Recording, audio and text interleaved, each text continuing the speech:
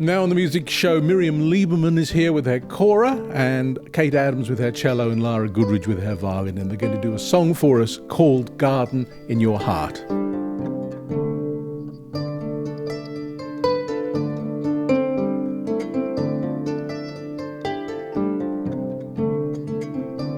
Where the soul, she sings up the sea, weaving her ancient voice like a cradle under me. Where the breath, she sings for the rain to wash away our troubles when that river flows again. See, when the river flows and the rain comes tumbling down, when the river flows, flowers bloom again.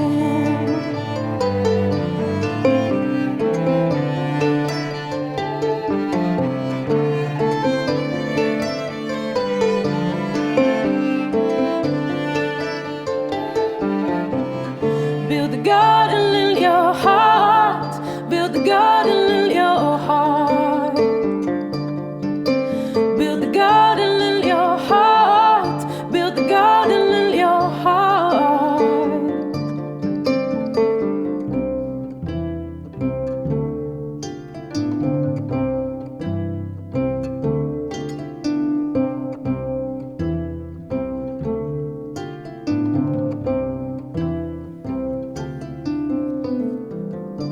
Where the breath she whispers, don't give up, don't give in. For just as those swollen clouds will open, nothing will remain as it is. Where the soul, she lights courage from a spark,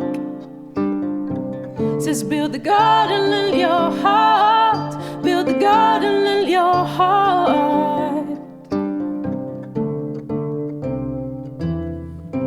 See, when the river flows and the rain comes tumbling down, when the river flows, flowers bloom again.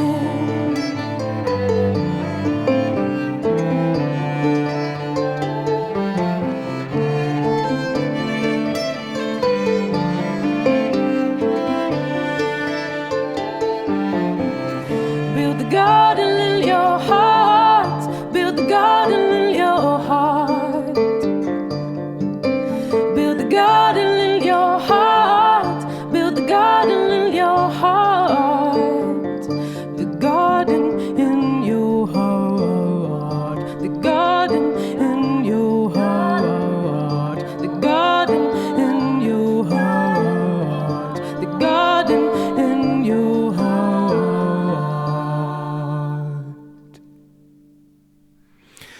That's a song called Garden in Your Heart. You can find it on a new CD called Birds of the Moon. But that was being performed live on today's music show by Miriam Lieberman, who was singing. It's her song, and she was also playing the Kora. Kate Adams was playing cello, and Lara Goodridge was playing the violin, and they were singing too. Thank you very much. Pleasure. We should begin with the Kora, shouldn't we? Because it's the sort of...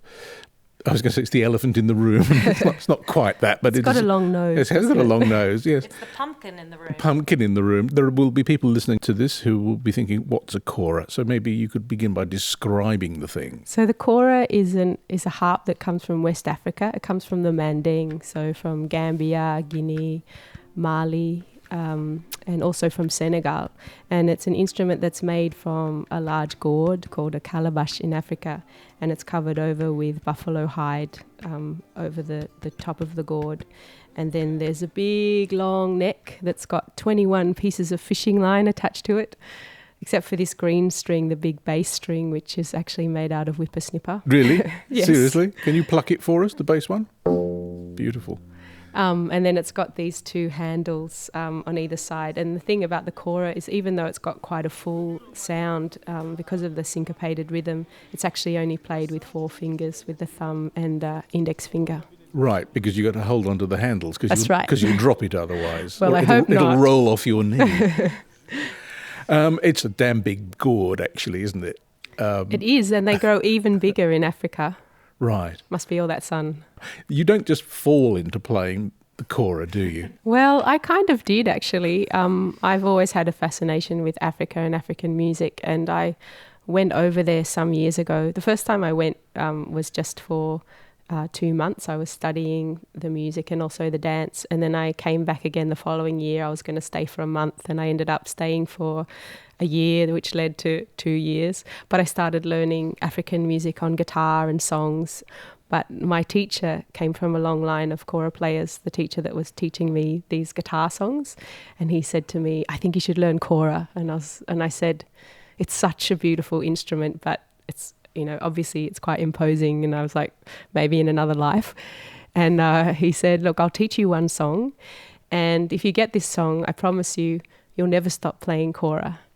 I started, and it was quite a difficult song, a song called Alalake, which means God has made it. I don't plan to stop playing kora. Right, so he was right. He was right. And Tumani Diabate, you worked with? He's a teacher of mine, one of the most amazing kora players in the world. I was lucky enough to meet him at Womadelaide a few years ago, having come back from living in Guinea.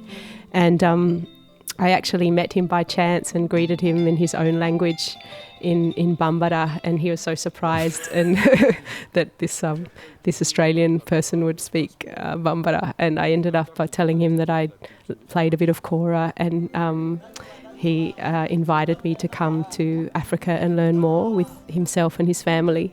So I ended up getting a grant from the John Butler Foundation, a wonderful musician who supports other musicians to come up, which is great, and was able to study with him actually twice now for a few months at a time.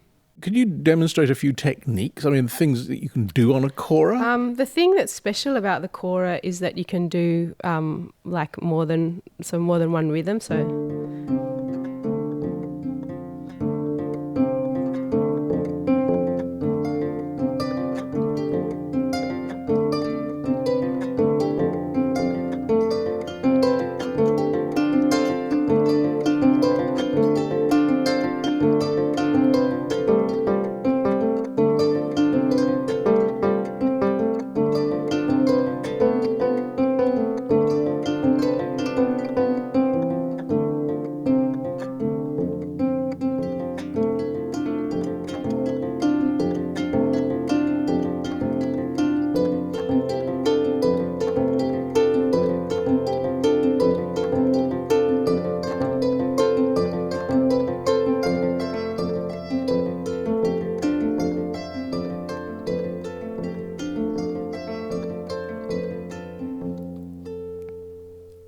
So this is because you've got 2 hands, in effect. You can do one rhythm with one hand and the other one with the other. I kind of feel like playing the kora is a bit like weaving a basket, because the rhythms sort of, one rhythm will go under and then another rhythm will go over the top of it.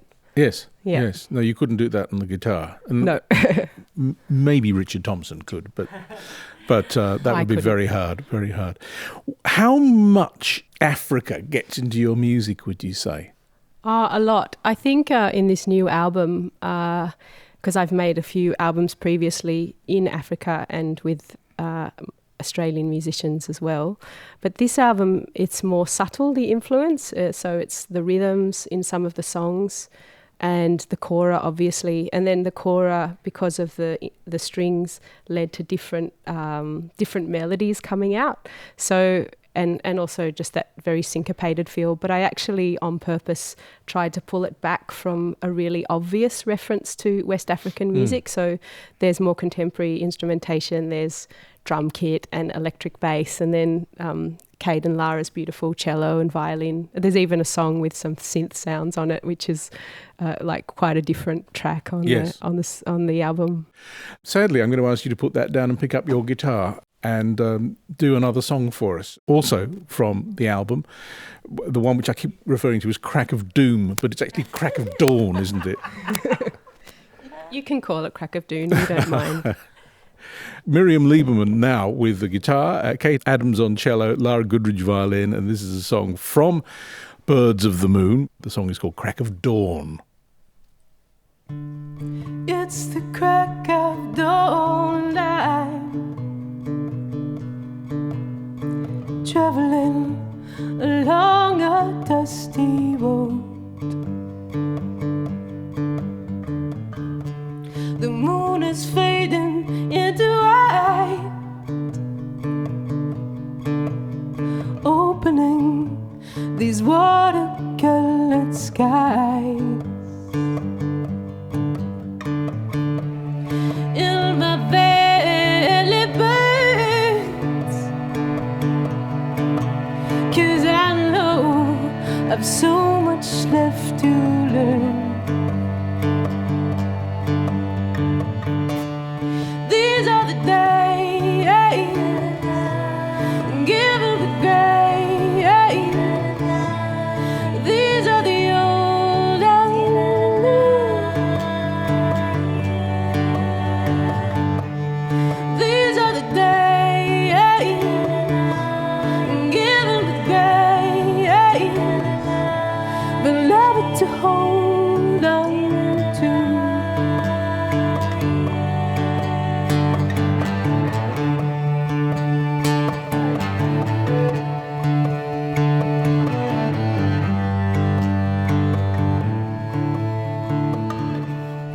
It's the crack of dawn, I'm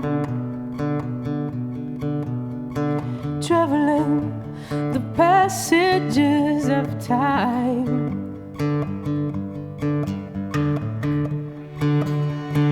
Open up your heart, they say, for with every wound there's wisdom to be gained. So I open the door, and I open some more. And even when I'm falling down, I'll rise.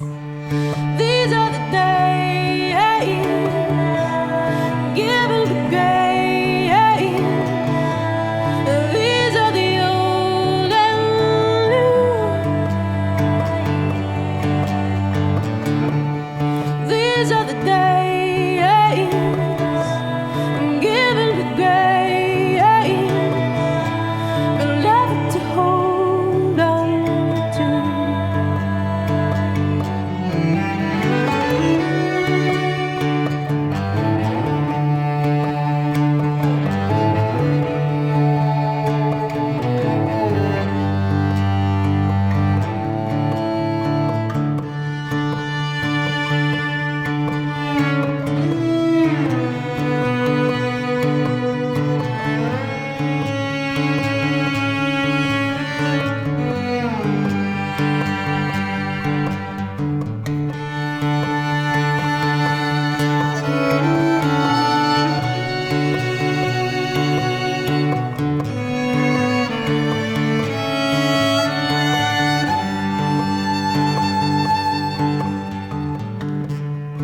So I open the door, and I open some more. And even when I'm falling down, I'll rise.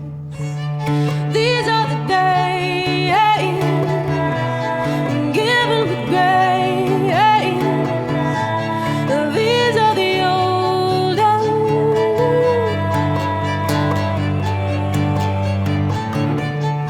These are the days, given the grace, beloved to hold on to.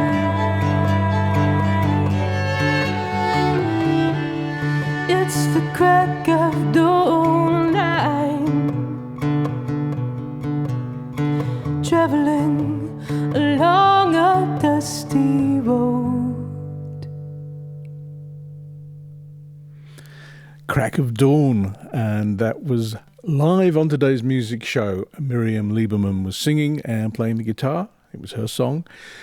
Kate Adams was playing the cello and Lara Goodridge was playing the violin, and you can find that song on the album Birds of the Moon.